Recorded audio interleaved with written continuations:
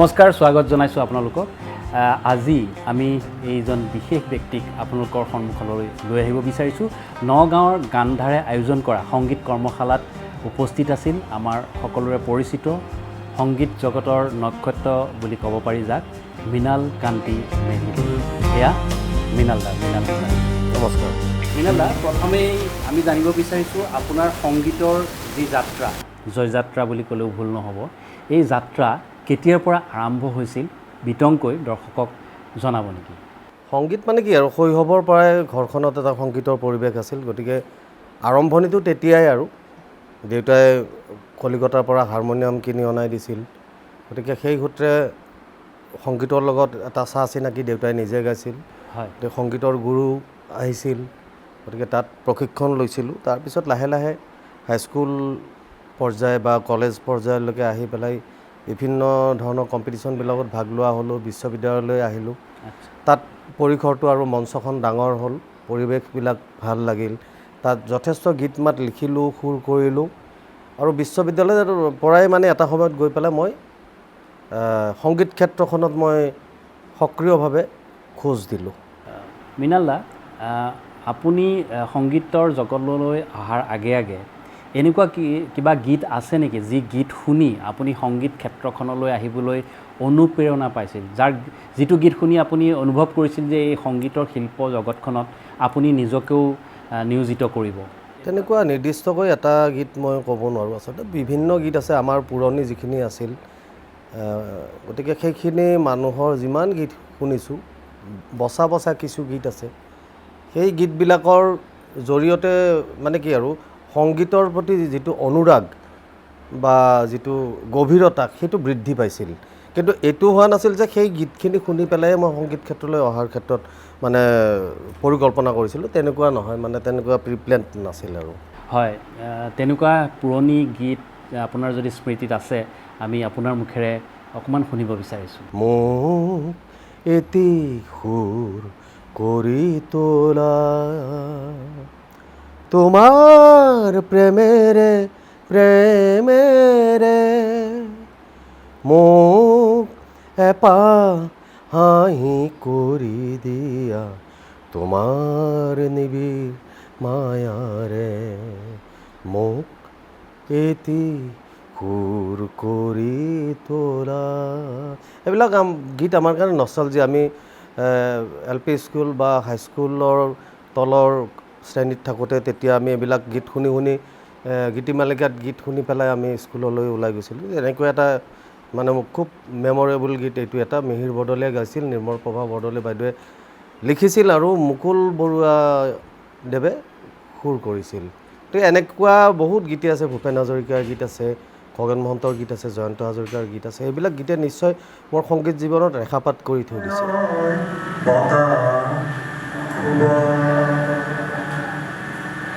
দিগন্ততে হাহাকাৰ হ'ব দিগন্ততে হাহাকাৰ হ'ব মৃণাল দা আমি জনামতে আপুনি গুৱাহাটী বিশ্ববিদ্যালয়ত সংগীত সম্পাদক হিচাপে আছিলে সেই সময়ত আপুনি এটা এলবাম মুক্তি দিছিল সেই এলবামটোৰ বিষয়ে অকণমান বিতংকৈ ক'লে বহুতো নজনা মানুহে জানিব অকণমান ক'ব নেকি এলবাম তাৰমানে কি আৰু আমি যেতিয়া ফাইনেল ইয়াৰত তো মই সংগীত সম্পাদক হিচাপত মানে মোৰ ব্যস্ততা আছিল আৰু কেম্পাছত জনপ্ৰিয়তাও আছিল সকলোতে হোষ্টেলবিলাকত গান চান গাই থাকোঁ গতিকে লগ বন্ধুখিনিয়ে তাগিদা দিয়ে বিশেষকৈ মোৰ বন্ধু এজন আছিলে জেডি বুলি জয়ন্ত দাস প্ৰডাকশ্যনৰ লগত আমাৰ প্ৰযোজক আছিল এসময়ত গতিকে বগীতৰাৰ গতিকে তাৰো মানে সদায় খুচি থাকে এলবাম এটা কৰোঁ এনেকৈ লগ লাগি পেলাই আৰু সিদ্ধান্ত হ'ল এলবাম কৰিম অভিজিত বৰ্মনক সংগীতৰ দায়িত্ব দিয়া হ'ল গীতবিলাক মই বেছিভাগ গীত আৰু 5টা গীতৰ কথা সুৰ মোৰ 2টা নে 3টা গীত চাগৈ অভিজিত বৰ্মনৰ আছিল তাত মই তেতিয়া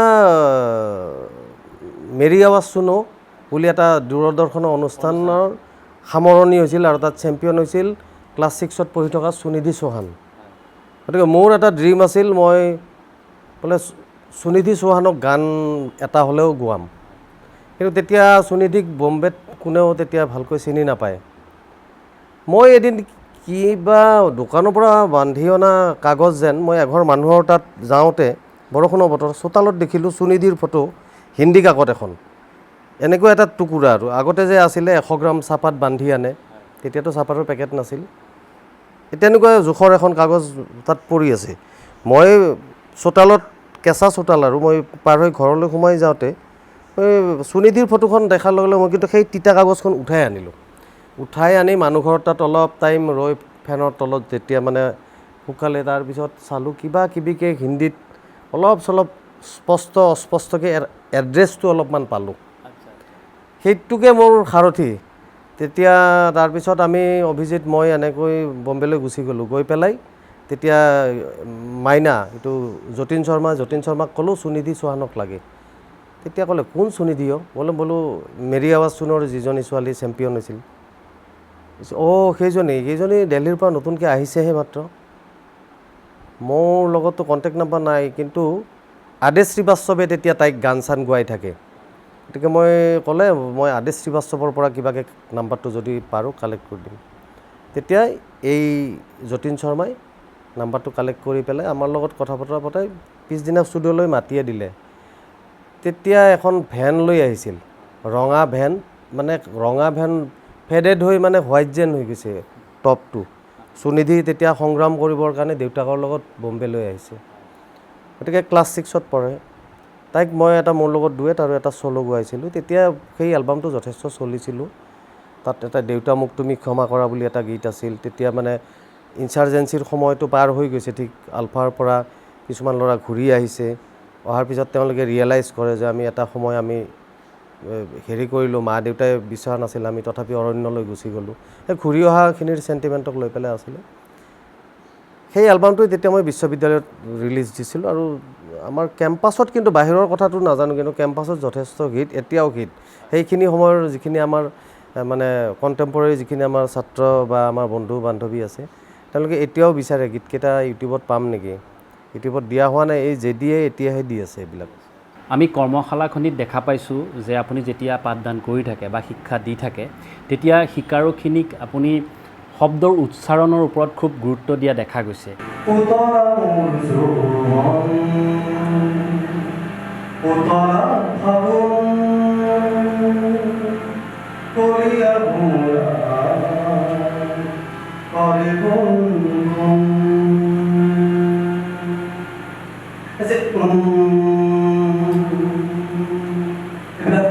অসমীয়া শৈলী নহয়, গাব লাগিছিল এনেকৈ উতলা মোৰ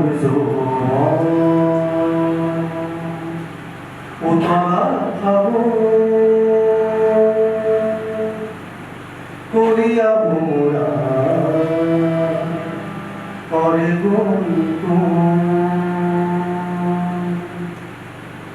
অসমীয়াত এনেকুৱাকৈ যদি কোনো এটা শব্দৰ শেষত ন, ল, ম আৰু অনুস্বাৰ চাউণ্ডছখিনি যেতিয়া শুদ্ধ হ'ব, তেতিয়াহ'লে উচ্চাৰণৰ খেলি মেলিবিলাক আঁতৰিব।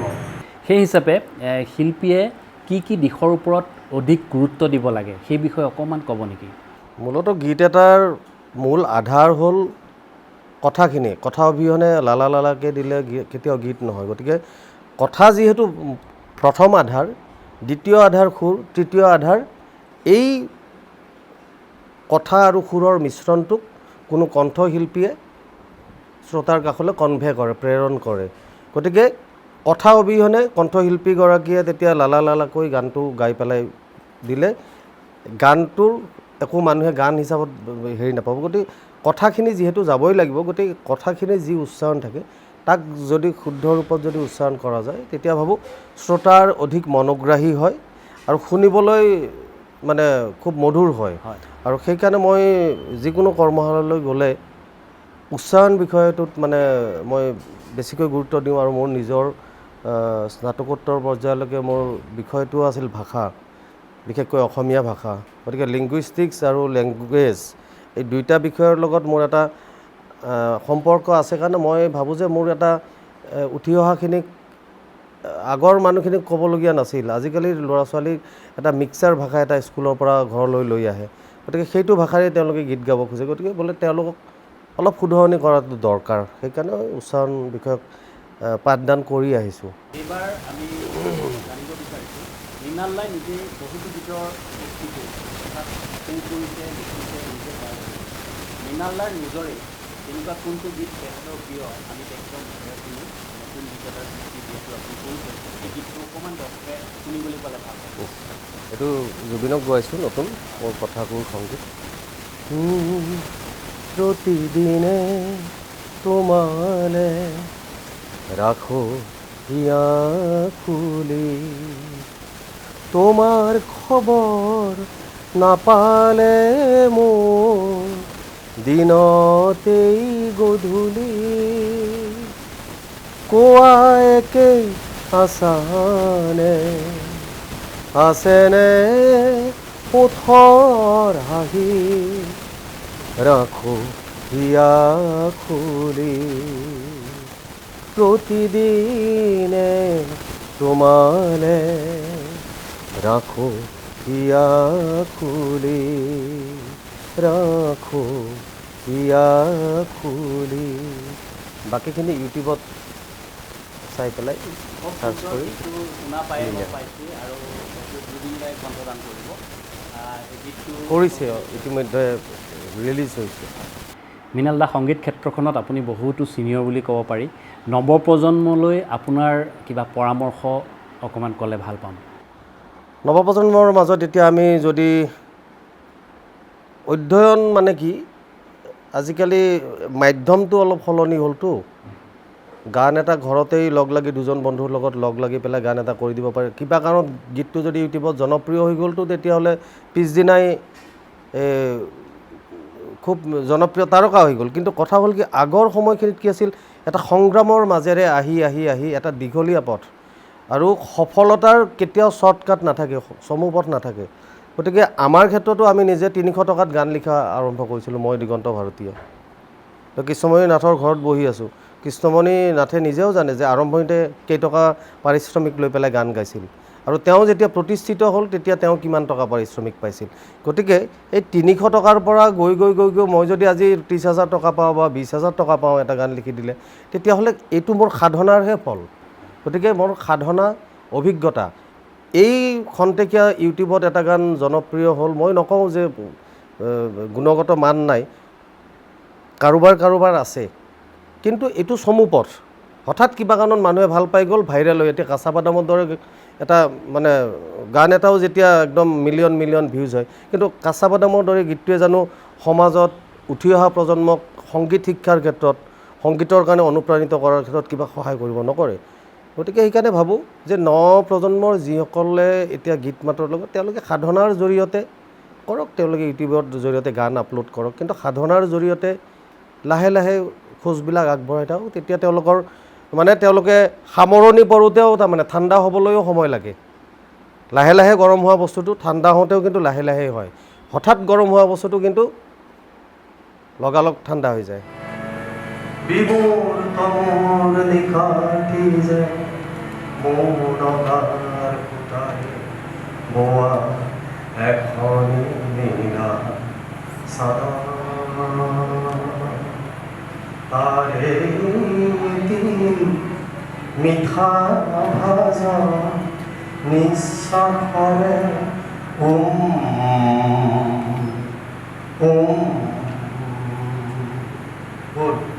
নিশ্বাসৰে আপুনি জীৱনত বহুতো গীত লিখিলে, গীত ৰচনা কৰিলে, কিন্তু আপুনি প্ৰথম পৰিচালনালৈ কেতিয়া আহিল, সংগীত পৰিচালনা?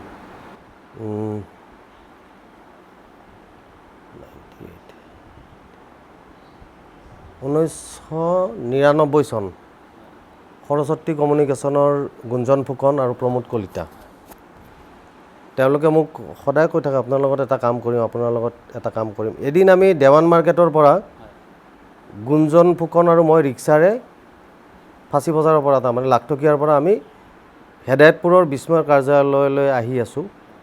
তেতিয়া ঠিক এই গুৱাহাটী ক্লাবৰ গ'ল পাৰ্কটোৰ সেইখিনিত, তাৰমানে এতিয়াতো গ'ল পাৰ্ক হোৱা নাছিল, সেইখিনিতে গুঞ্জন ফুকনে ক'লে মৃণালকান্তি, আপোনাৰ লগত আমি কাম এটা কৰিম বুলি যে কৈছিলোঁ, আপুনি ভাবিব পাৰে কৃষ্ণমণি নাথৰ লগত আমি কথা পাতিছোঁ আৰু তৰালীয়ে গাব। তেতিয়া মোক ক'লে। তেতিয়া মোৰ মানে কথাটো হ'ল কি, মই তেতিয়ালৈকে আনৰ কাৰণে গীত লিখিছোঁ, সুৰ কৰিছোঁ বা নিজে দুই এটা গীত গাইছোঁ, কিন্তু মই সংগীত পৰিচালনাৰ ক্ষেত্ৰখনত মই খোজ দিয়া নাই। কিন্তু তেওঁলোকৰ কিবা এটা আস্থা আছিল মোৰ প্ৰতি, নতুন ল'ৰা, কিবা কৰিলে নিশ্চয় কিবা অলপ ভালেই কৰিব, এনেকুৱা এটা আস্থাত মোক কামটো কথা মানে দিলে। তেতিয়া কৃষ্ণমণি নাথৰ লগত মোৰ সাংঘাতিক আত্মীয়তাটো গঢ় লোৱা নাই। হাই হেল্লটো আছে, কাৰণ একেই ৱেভত কাম চামবিলাক চলি থাকেতো, এনেকৈ বিহু চিহু সূত্ৰে চা চিনাকি আছে, মাতবোল আছে, কিন্তু আজিৰ তাৰিখৰ দৰে আমাৰ সেই ঘনিষ্ঠতাটো অহা নাছিল। তো কথা বতৰা হ'ল, গানখিনি আমি ৰেডি কৰিলোঁ। তাত কৃষ্ণই গোৱা ঢেঁকী দে দিগন্তই লিখিছিল, সেই বছৰৰ সেইটো হায়েষ্ট চেলিং এলবাম আছিল। তাৰপিছত কৃষ্ণমণি নাথে আহিছে ষ্টুডিঅ'ত, তেতিয়া ফাঁচীবজাৰত এচি চেচি নথকা এটা ষ্টুডিঅ', মাষ্টাৰ্ছ অডিঅ' লেব। কৃষ্ণ তেতিয়া ভেৰি মাছ প্ৰফেশ্যনেল, খুব প্ৰফেশ্যনেলি বিভিন্ন প্ৰডাকশ্যনত গান গায়, এডিপিত গান গায়, ৰুবুল বৰা গান গায়, ৱেভত গান গায়, য'ত যায় আৰু পাৰিশ্ৰমিক পায় গান গায়। তো ইয়াতো গুঞ্জন ফুকনৰ কামটোতো তেওঁলোকতো আকৌ নতুন প্ৰডিউচাৰ, গতিকে গান গাব আহিছে তেওঁ বিৰাট মানে যে গুৰুত্ব দি পেলাই যে আহিছে তেনেকুৱা নহয়, প্ৰফেশ্যনেলি আহিছে। গানকেইটা মোক পে' কৰিব, গানকেইটা গাব লাগে, গাই যাম। সেই কথাটো ময়ো লক্ষ্য কৰিছোঁ, কিন্তু প্ৰফেশ্যনেল কিছুমান কথা কোৱা নাযায়। কৃষ্ণই এতিয়া শুনিলে দেখিলে এইবিলাক পিছত চাগে হেৰি হ'ব, কিন্তু কৃষ্ণমণিয়ে প্ৰথমতে একদম গুৰুত্ব নিদিয়াকৈ গানকেইটা গাই আহিছে দেই। তেনেকৈ গুচি গ'ল, এলবাম ৰিলিজ হ'ল, খুব চলিল। চলোতে এদিন মোক ফোন কৰি নহয়, গুৱাহাটীতে পাৰ্চনেলি কৃষ্ণই ক'লে, এই মই গানকেইটা খুব কেজুৱেলি গাই আহিলোঁ, মই মন কৰা হ'লে অলপ সময় দি ভালকৈ গাব পাৰিলোঁহেঁতেন। মানে আমাৰ ভাষাত এটা আছিল খেপ বুলি তেতিয়া, মানে কৈছে মই কিবা খেপ লোৱাৰ দৰে গোৱা হ'লহে, মইতো ভবাও নহয় এওঁলোকৰ যে প্ৰডাকশ্যন ইমান হিট হ'ব। গতিকে যিয়ে নহওক, তেনেকৈ সেই এলবামটো চলি গ'ল। মানে তাৰপিছত মই উভতি চাব লগা নহ'ল, আৰু সেইটোৰ পিছতে আকৌ কৃষ্ণমণি আৰু তৰালীক লৈ পেলাই পিছৰ বছৰত আকৌ নয়নমণি বুলি আৰু এটা, তেতিয়া এটা আকৌৰ পৰম্পৰা আছিল, প্ৰিয়া প্ৰিয়া, আকৌ প্ৰিয়া প্ৰিয়া, মায়া, আকৌ মায়া, এনেধৰণৰ কথা আৰু।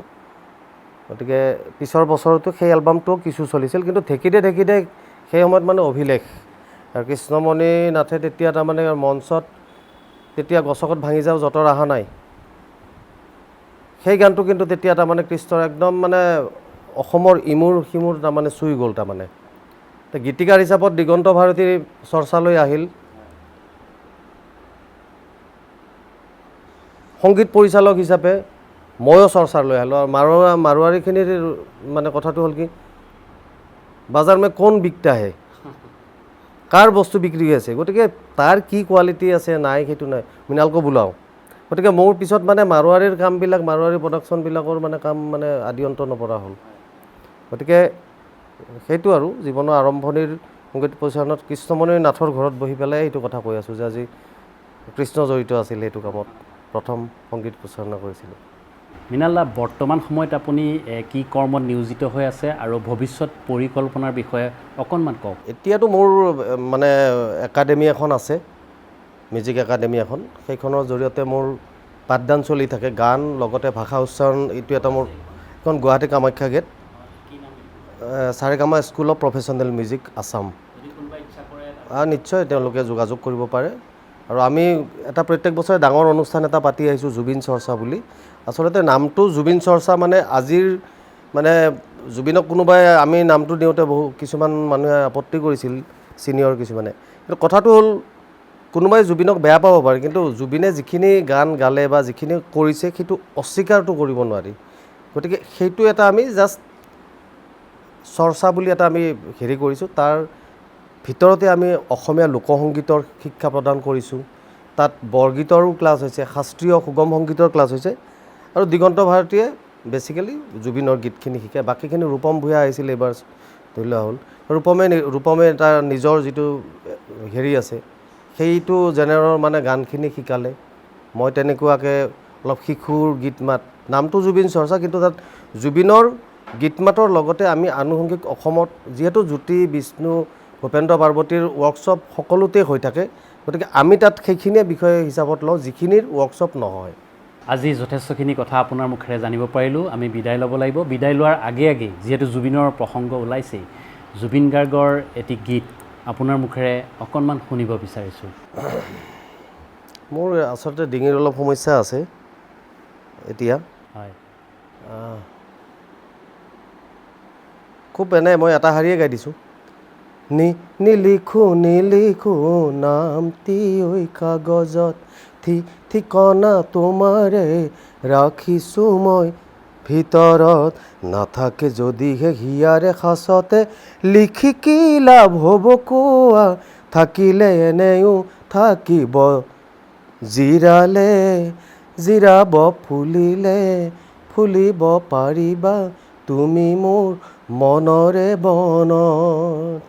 ইয়াৰ লগে লগে মই এটা মানে যিহেতু ইয়াৰ মানে কেমেৰাৰ সন্মুখত আছোঁৱেই, গতিকে মই এটা প্ৰচাৰ এটা চলাই যাওঁ। মোৰ নতুনকৈ এটা গীত জুবিনৰ কণ্ঠত মুক্তি পাইছে, তোমাৰ সুবাস লাগি বুলি, মানে টাইটেলটো এইটো, কিন্তু গীতৰ আৰম্ভণি প্ৰতিদিনে তোমালে ৰাখোঁ হিয়া খুলি। গতিকে আপোনালোকে মৃণালকান্তি মিউজিকেল বুলি ইউটিউব চেনেলটো যদি ছাবস্ক্ৰাইব কৰে, গীতটো বিচাৰি পাব। আৰু যিটো আমি কওঁ সুস্থ ৰুচিৰ যি আমাৰ কাব্যিকতাযুক্ত যি গীতি সাহিত্য বুলি কোৱা হয়, তেনেধৰণে কথাখিনি সজোৱা হৈছে। খুব আমাৰ পুৰণি আৰু নতুনৰ সংমিশ্ৰণ, সুস্থ সংগীত। গতিকে আশা কৰোঁ আপোনালোকে শুনিব। গতিকে আপোনালোকে গম পাইছেই, মৃণালকান্তি মিউজিকেল এই গীতটো যদি আপুনি উপভোগ কৰিব বিচাৰিছে, তেতিয়াহ'লে ইউটিউবৰ মাধ্যমেৰে যদি আপুনি আমাক চাই আছে, তেতিয়াহ'লে সেই চেনেলটো এবাৰ চাওক বিচাৰি, মৃণালকান্তি মিউজিকেল এই গীতটো সম্পূৰ্ণৰূপে তাত পাব। আৰু মৃণাল দা ইমানখিনি সময় আমাক দিয়াৰ বাবে আমাৰ চেনেলৰ তৰফৰ পৰা মৃণাল দাক ধন্যবাদ। ধন্যবাদ।